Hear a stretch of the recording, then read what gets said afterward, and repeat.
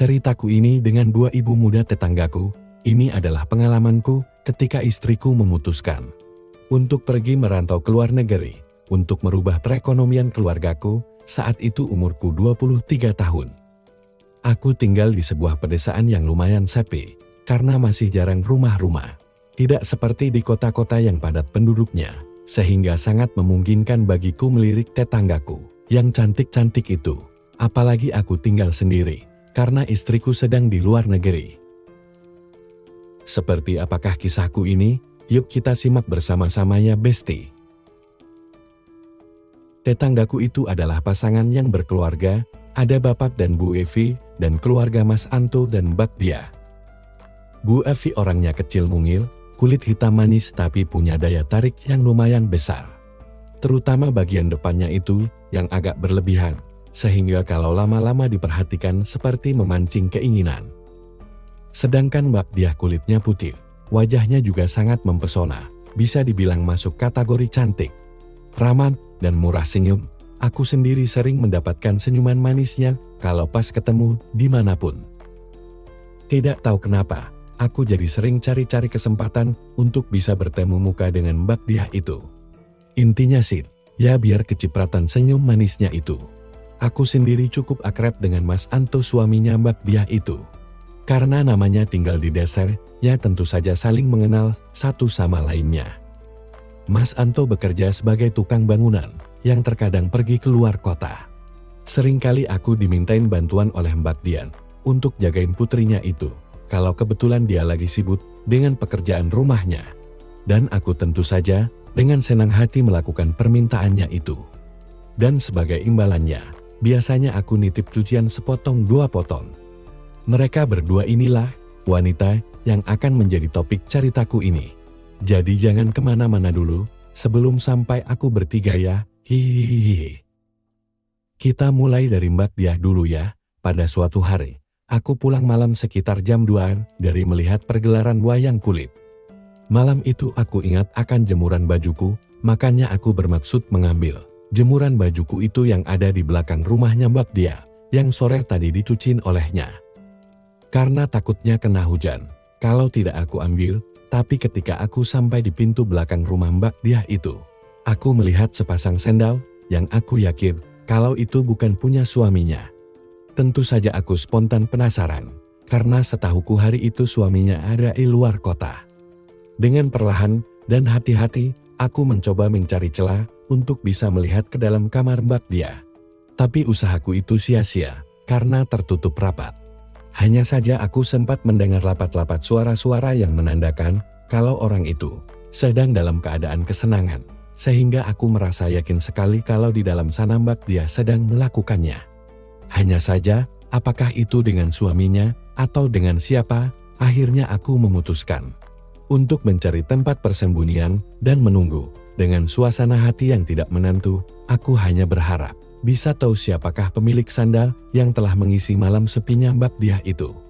Aku tidak beranjak jauh dari pintu belakang rumah Mbak Dia itu. 15 menit berlalu. Aku mendengar dan melihat daun pintu rumah Mbak Dia berderit, meskipun sangat pelan, tapi aku bisa mendengarnya. Karena suasana malam itu sangat sepi, selanjutnya aku melihat Mbak Dia keluar rumahnya, kemudian melihat ke kiri dan kanan, mungkin untuk memastikan apakah keadaan aman. Setelah itu aku lihat, dia memberi kode ke dalam rumahnya, dan keluarlah seorang pria yang sangat aku kenal. Dia adalah Pak Evi, tetanggaku juga. Aku benar-benar dibuat kaget saat itu, karena aku tidak menyangka dan setengah tidak percaya dengan apa yang aku lihat itu. Setelah keadaan tenang dan aman, aku pun segera melangkah pulang ke rumahku. Akan tetapi dengan adanya kejadian tadi itu, jadi timbul sebuah skenario di kepalaku. Sampai-sampai aku pun tersenyum sendiri dengan rencanaku itu. Keesokan harinya, seperti biasa aku telat bangun, maklum semalaman begadang. Masih terbayang dalam ingatanku, peristiwa semalam, dan rencana apa yang telah aku susun. Aku pun dengan bersemangat segera bangun, dan langsung menuju ke rumah Mbak Dia. Aku berharap bisa ketemu dengan Mbak Dia, tapi aku harus kecewa. Tidak apalah, masih banyak waktu, gumamku dalam hati. Aku tidak akan menyerah begitu saja. Aku pun bermaksud membuang waktu dengan berjalan-jalan, sekalian melihat keadaan tetangga-tetanggaku. Aku pun merasa heran, karena aku tidak melihat Bu Evi di rumahnya hari itu. Selanjutnya aku memutuskan balik lagi ke rumah Mbak Diah, dan duduk di depan rumahnya. Selang beberapa saat kemudian, aku lihat Mbak Diah datang, rupanya dia habis belanja di warung. Mas Hadi, sudah lama, sapa Mbak Diah dengan ramah seperti biasanya. Iya Mbak, Mas Anto masih di luar kota Mbak, tanyaku balik pada Mbak Diah. Iya, Mas Anto baru juga 2 hari berangkatnya, jawab Mbak Diah menerangkan. Oh iya, Mbak Diah apa tidak ada acara nyuci hari ini? Aku mau nitip, ucapku berbasa-basi. Boleh, tapi entar ya abis masak, tapi jagain Endah ya.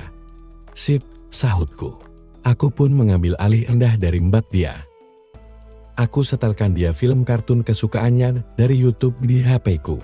Maka Endah pun menjadi asik sendiri dengan HP-ku itu. Selang beberapa saat kemudian, aku segera beranjak mencari Mbak Diah. Inilah saatnya memulai rencanaku. Perlahan aku dekati Mbak Diah. Pada saat Mbak Diah melihatku, aku segera memberi kode agar dia mendekat. Mbak Diah pun melangkah menghampiriku. Maaf, semalam aku melihat sesuatu di sini, bisikku. Aku sengaja membuatnya terkejut, dan reaksinya memang seperti yang aku harapkan. Mbak Diah pun lebih mendekat padaku.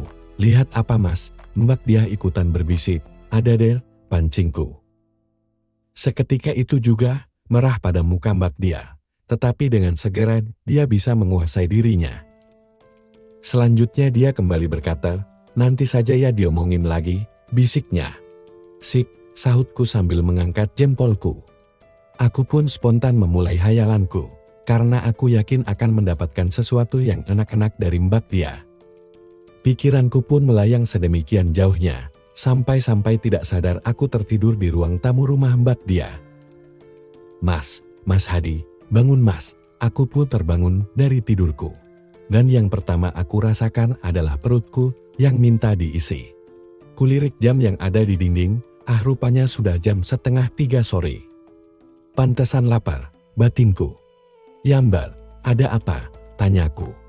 Ayo kita makan dulu, Mbak masak lebih kok. Pasti Mas lapar kan? Ucapnya dengan tersenyum manis. Iya Mbak, maaf aku sampai ketiduran di sini. Endah mana Mbak? Tanyaku sedikit panik. Endah lagi tidur di kamar, sahutnya. Berarti sudah aman ya? Ucapku sambil mengedipkan mata.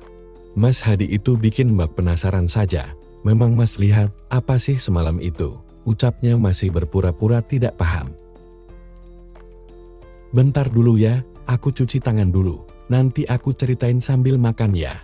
Ucapku seraya aku bergegas cuci tangan, dan mukaku, aku biarkan Mbak Diah, agar penasaran menungguku. Ayo ngomonglah Mas, sebenarnya Mas itu, lihat apa semalam? Mbak Diah langsung bertanya, begitu aku mulai menyantap makanan. Aku hanya senyum-senyum saja, sambil asik menghabiskan makananku. Cepetan Mas, ceritakan, jangan buat Mbak penasaran, tintanya memelas. Akhirnya aku pun menceritakan apa yang sebenarnya aku lihat. Termasuk, kalau aku mengetahui siapa ada ya lelaki pemilik sandal tadi malam itu. Lama Mbak Diah terdiam setelah mendengar penjelasanku, sampai akhirnya Mbak Diah pun berkata, Mas Hadi, kamu bisa jaga rahasia ini kan? Mbak tidak mau sampai Mas Anto tahu. Kamu pasti tahu akibatnya buat Mbak. Lagi-lagi dia meminta dengan memelas. Tenang saja Mbak, aku bisa jaga rahasia kok, tapi aku juga bakal minta sesuatu dari Mbak, jawabku dengan santai. Kamu masa kia tega sama Mbak? Kamu kan tahu Mbak tidak punya uang, ucapnya dengan sedih. Aku tidak akan minta uang sama Mbak kok, sahutku. Terus, Mas mau minta apa? Sahutnya penasaran. Aku hanya mau minta sesuatu yang Mbak kasih sama Pak Evi semalam itu, kataku sambil memberi kode. Hah, kamu mau sama Mbak? Sahutnya dengan heran. Kenapa Mbak? Mbak tidak mau ngasih? Tanyaku. Bukan begitu, Mbak kan sudah ada suami dan punya Endah. Emang Mas masih mau? Tanya Mbak Diah masih heran. Mbak Diah kan tahu sendiri, aku kan lama tidak sama istriku, sahutku. Iya deh, Kalau itu Mbak bisa kasih sama kamu Mas, tapi lihat keadaan ya. Jangan sampai Mbak dapat masalah dengan suami, usulnya. Oke, aku juga pasti akan menjaga Mbak Kok, tenang saja. Ngomong-ngomong Bu Evi kemana ya? Kok semalam itu Pak Evi bisa lepas? Tanyaku ingin tahu. Oh, biasa tiap Sabtu Mbak Evi itu kan pasti nginap di rumah orang tuanya. Karena harus gantian sama saudaranya jagain orang tuanya yang sudah tua, jawab Mbak dia. Oh, jadi itu sebabnya ya, sahutku. Iya, biasanya Sabtu diantarin sama Pak Evi, Minggu dijemput lagi, jelas Mbak dia lagi. Oke, aku ngerti deh sekarang, kataku sambil mengedipkan mataku. Mbak dia pun tersenyum malu-malu. Malam ini Mas Anto pastinya belum pulang kan? Tanyaku. Iya belum, memangnya kenapa? Mas mau entar malam? Tanya Mbak dia. Kalau boleh sih, sahutku dengan penuh harap. Kita lihat keadaan ya, sahutnya. Oke, sahutku seraya mengangkat jempolku. Begitulah akhir dari negosiasiku. Aku pun tinggal menunggu hadiah yang dijanjikan oleh Mbak dia itu tiba. Apakah Mbak dia akan menepati janjinya? Dan bagaimanakah caranya aku mendapatkan Bu Evi? Nantikan kelanjutannya ya. Jangan lupa like dan subrek channel ini. Terima kasih.